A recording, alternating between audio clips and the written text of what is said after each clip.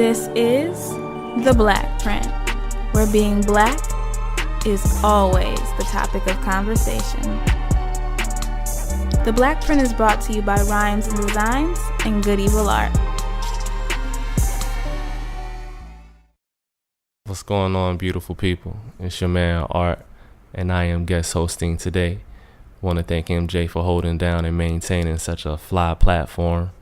Want to speak on her just for a quick minute.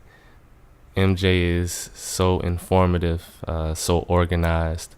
I appreciate her work so much. Just wanted to shout her out. Have a lot of great episodes done thus far. Make sure you go back and check those out, the Blackprint. So this week, we're going to actually be discussing Wall Street, the infamous Wall Street located in New York City. Last week, we discussed the Willie Lynch letter. Now we're going to discuss Wall Street and maybe even show how those may tie in. So the way we're going to do it, we're going to maybe start with a brief history of Wall Street, and then we're going to go deeper into it, into how Wall Street actually works. And then we'll go deeper into it, into some of these banks' histories. So the name Wall Street comes from an actual wall that was built in the 17th century by the Dutch as they settled and created their New Amsterdam, they called it, which was a colony in now New York. They had a wall that they built once they snatched the land from the natives. They built a wall to protect themselves from the natives who would constantly invade and try to take back their land, as anyone probably would, anyone probably should. They was fighting to take back their land, and they built a wall. So that wall was built in the 17th century. And funny fact, not funny actually, but a fact about this wall. The wall was built by enslaved Africans. So if you didn't know that, Wall Street comes from a wall built by enslaved Africans for the Dutch in the 17th century. So in the late 17th century, the British came and took control of the colony and dismantled the wall. Once they took control of the colony, it became known as New York, no longer New Amsterdam. The British actually maintained or furthered the slave trade in New York. They actually attribute New York's economic prosperity to slavery and the work of enslaved Africans. And Wall Street actually came about, as far as the market we know now today as Wall Street, came about in 1711 when they actually established codes which required or obliged people to trade at Wall Street. So that was the origin of Wall Street, just being a market for trading of goods and enslaved Africans. Before we get deeper into it, I do want to touch on a few things. New York actually had the highest population of enslaved Africans in the northern colonies. So that's something to think about, New York. There were codes passed in New York in the early 18th century that basically equated slave to African. So if you were African, you were a slave, point blank, period. And some of the banks that profited from this transatlantic slave trade, Lehman Brothers, JP Morgan Chase, Wachovia Bank of North Carolina, now known as Wells Fargo. They were acquired by Wells Fargo. Bank of America, the Royal Bank of Scotland. So we're actually going to get deeper into these companies and the histories of these companies to show exactly how they participated in the transatlantic slave trade. They say the financial industry officially started on May 17, 1792 with the Buttonwood Agreement. So the Buttonwood Agreement is what established the New York Stock Exchange. So on the New York Stock Exchange, they traded enslaved Africans. They handled insurance, which was a booming business for these Europeans. They also handled shipping at Wall Street on the New York Stock Exchange. All of these things are heavy cash cows. And of course, a lot of today's big money comes from these companies and was built on the foundation of these companies. but we'll get into that a little later. So before we go any further, I think we've reached a point where we can actually begin our discussion on stocks and stock exchange. So a stock is synonymous with the word share, and a share is a piece of a company. So the way a stock works, the value changes as the value of the company changes, but it's no longer directly tied into the company. So once a company becomes public, you may have heard that term before, a company going public. That means that an investment bank has invested in this company, giving them a lump sum of money in exchange for an amount of shares that are going to be distributed amongst the public. So say Goldman Sachs gives XYZ company $100 million, and they want to break that into 1 million shares. That's $100 a share at 1 million shares. That value will change. The only money that that company actually sees is the $100 million. XYZ only receives that $100 million. Then those shares go to the market. The market trades and fluctuates from there.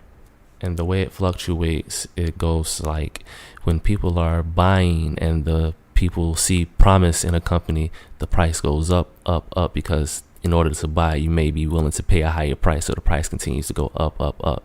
Now, if a company doesn't look like they're doing too well, then you'll see people selling it and people willing to sell at a lower and lower price. So the price goes down, and it can just spiral.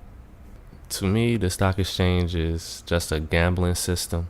I've studied it in my education in the past, and that's the conclusion I've come to. You can have relevant information, you can study trends, but ultimately those that are in the know, those that have inside information, which is considered illegal, but inside information, those are the ones that control the system and control how things work. So if you have that information, you're good, but also if you're lucky, you can be good as well. And if you're skilled, it is a skill. I'm not going to take the skill factor away from it. Yes, there's luck involved, but there's skill involved in stock trading. But the way I see it, it takes money to make money. Most people I know aren't necessarily in position to invest, or most people that I grew up with aren't necessarily in position to invest. And it takes money to make money. I mean, I've said that. That's how the rich stay rich. It's the power of spending less than you earn, which is not everyone's choice. A lot of people don't have that choice to spend less than they earn. And a lot of this wealth that comes from the stock market is built on home ownership and being able to leverage certain things. And home ownership comes from something, I mean, it gets deep, but you can look back at something called the Homestead Act and see how some of these people got to the level of being able to acquire these stocks. And I'm definitely not saying that only rich people can prosper from the stock market. That is so far from the truth. But what it is going to take is to be able to earn enough to have excess. And a lot of people aren't in position to earn enough to have excess. But if you can earn and live below your means, then you can definitely come from middle to higher class using the stock market. Definitely a higher financial class. So now that we've talked a little bit about how a stock and the stock market actually works, let's get back into the history. So in 1929, there was something called the Great Depression. And an economic depression is defined as a sustained long-term downturn in economic activity in one or more economies. So the Great Depression basically included all of Europe, Australia, United States, other countries as well. It was a world depression. The depression definitely did affect black people. There weren't jobs to go around to white people, so there definitely weren't jobs to go around to black people. We were already dealing with the issue of first fired, last hired, those issues that continue to this day, if you ask me. But they were dealing with those issues in that day and time. especially when you consider the price of cotton plummeted, meaning that people couldn't afford to employ Africans to field anymore. So these African people had to basically leave the South. And this was the beginning of one of our first great migrations out of the South, when we headed west to the Midwest. Some of us headed north, but basically got out of the South because there was no money down there anymore. So with the Great Depression, you had one of the first economic bailouts as well. Instead of putting the money into the people and making sure people were getting jobs and things like that, they thought it would be best to give the money to the banks and the insurance companies so they could create jobs, which I'm not exactly sure how that panned out. It may have panned out for other people in society, but it definitely didn't pan out for us. So as you know, America survived the Great Depression and basically became the powerhouse, the economic powerhouse that it is today, the influential powerhouse that it is today. So they moved forward. There were a few things, presidential changes, presidential assassinations that fluctuated and caused chaos in the market. But ultimately, nothing really changed. Nothing really moved in the stock market crazy until the tech boom of the mid to late 1990s. That was a huge time for the stock market and the American economy in general. So I don't want to get too deep into politics, but there were major recessions that happened in the late 1970s, early 1980s, and again in the mid 1980s. And then there was a president, Ronald Reagan, who came in with his cocaine plans and the Contra Wars, which basically funneled money back into the American economy after those recessions, got America back on their feet. That was 12 years of Republican presidents. Then they hired Bill Clinton in 1992 to change things up and basically appear to be changing things up after 12 years of Republicans. It changed a lot. I'm not going to sit here in front like the economy didn't change, but as far as socially for black people, not much change at all. Maybe worsened because we actually thought things were changing for us. So with the tech boom, or the dot-com bubble, which is very reminiscent of today's economy with Twitter and those app bubbles, if you want to call it. With the dot-com bubble, it actually jump-started the economy, and by 1997, the unemployment rate actually fell below 5%, which was the lowest since 1973. The dot-com bubble peaked in March of 2000, and by peak, that means the bubble burst right after that. So once the bubble burst, that immediately triggered a major recession. And that was the first major recession of the 2000s. There was actually a second major recession, an even larger recession in 2000, between 2007 2009, with the subprime lending crisis. This particular downturn definitely had a huge impact on the black community. There were individuals who were loaned or given mortgages below the prime rate, which is supposed to be the lowest rate at which loans can be given commercially, but somehow they were giving out subprime mortgages. And when that hit the fan, then all of a sudden you have all these people who can't afford these loans that they were given, because once you get a rate below the prime rate, then you basically can approve people who aren't approvable. If you were given that rate at the prime rate, which they're supposed to be trading at, then you would actually get a lot of people who were not able to afford that. And of course, if you have money, you don't need to receive a subprime mortgage. So the individual that suffers the most is the one who needs the subprime mortgage in order to qualify for the loan. Once they can't afford to make those payments, they're going to be in debt for life, more than likely. While I do want to get deeper into how Wall Street functions, I'll save that for a later time. But I do want to talk about the current social impacts of Wall Street. Two industries that benefit greatly from Wall Street or impact Wall Street greatly. One is pharmaceuticals. The other is prisons. So first, let's get into the pharmaceuticals. Pharmaceutical companies are basically incentivized to keep people on their medicine or to even get people on their medicine. So I haven't done thorough research on this, but I am sure that the pharmaceutical companies are working with the food companies to create the new Big Mac, or I'm still a meat eater, the new whatever, to influence bad health decisions and bad health habits that will further their cause of selling medicine. So you have that. You also have radiation exposure, which is done through marketing at times with the new technological innovation, the new cell phone, the new drone, the new whatever technological advance that may be exerting radiation.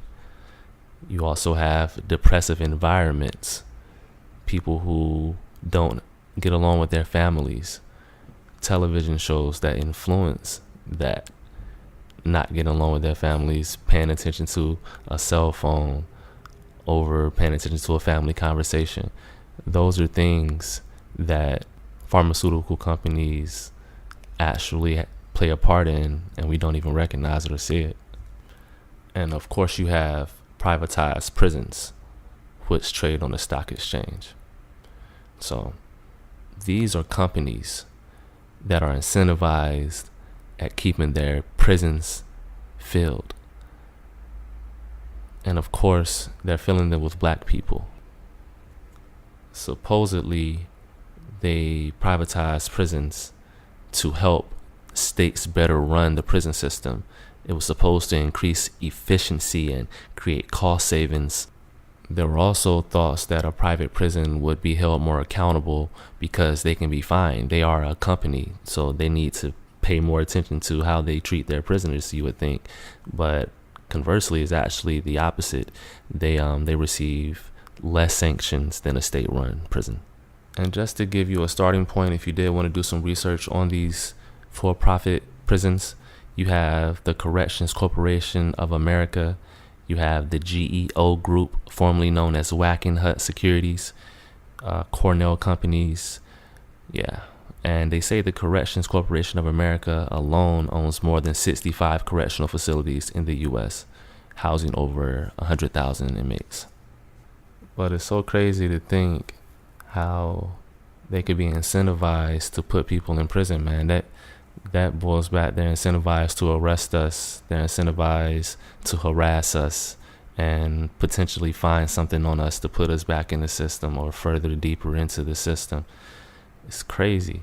And then you think about the music, and is there a correlative factor there? Are they working together? Is the prison system paying these Sony companies, these Universal Music groups, in order to create and put out these artists that spread these negative thoughts and create an environment that is more conducive for prison type behavior? So you go back to prison. It's just a cycle, man. So it's crazy thinking about how these stocks are now affecting our lives in this manner. We're being traded like stock again, if you ask me.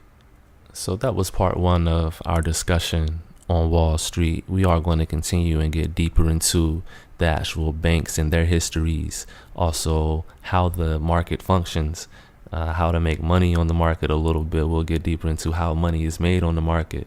But just to close on this one, it's crazy to think that we built the wall that established Wall Street, then became the people who were traded on Wall Street, then became it just gets deep, man. It became the prisoners that are now traded on Wall Street. So I'm going to close this segment out with the song. Since I am guest hosting, that makes me DJ.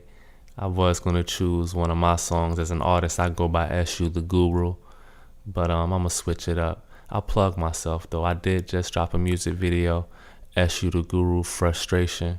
Go look that up on YouTube or wherever. But I think I'm going to go with one of my influences, one of my greater influences. I'm going to go with a track from Dead Prez. This joint is called Stimulus Plan. You should Google the Camaro, then the Afro, then the Euro. Anything for that green. It's a scam, it's a scheme.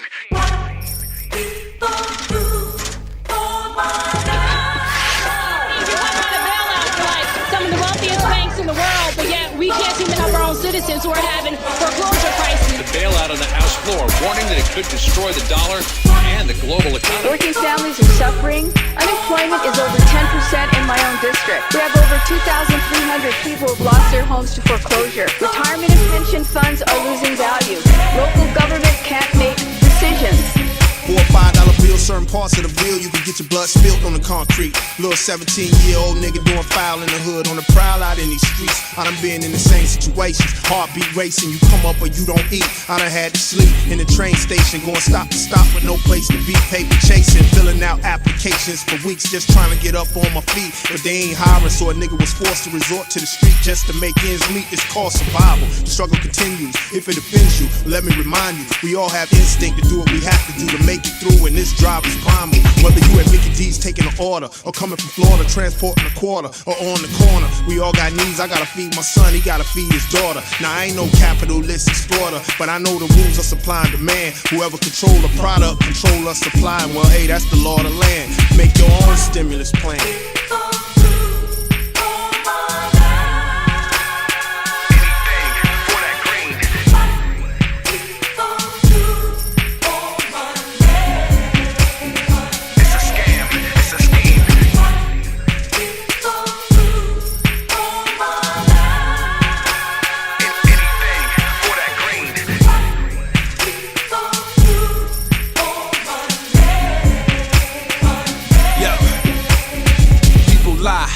Cheat, people steal, people will do anything for that green. It's a scam, it's a scheme. You should Google the Camaro, then the Afro, then the Euro. Dollar bills don't make you royal. It can kill you, it can cure you. Love for money, root of evil. I say lack of it, that's more accurate. Army, Navy, special forces rob the land of its resources. Gold, oil, guns, ice, gas, corn, beans, rice. It's your life, you better think twice. How bad you want that, name your price.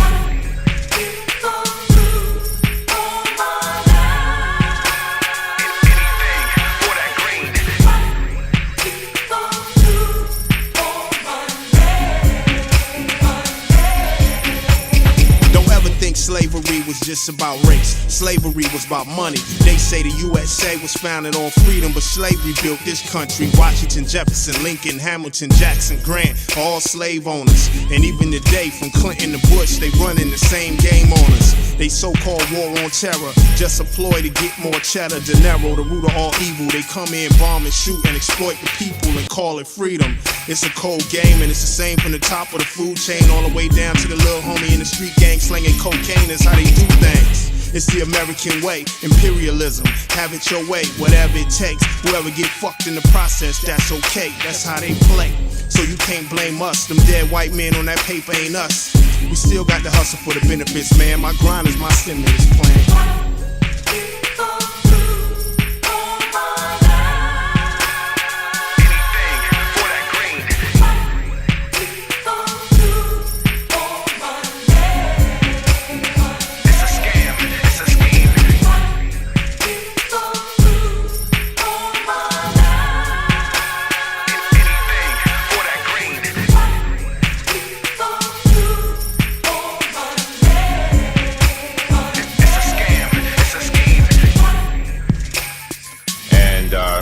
Constituents are concerned about where the $700 billion is going.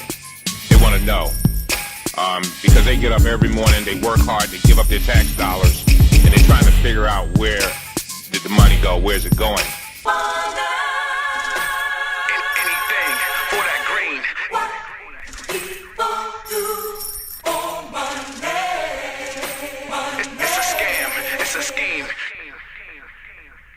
So that was Stimulus Plan by Dead Prez.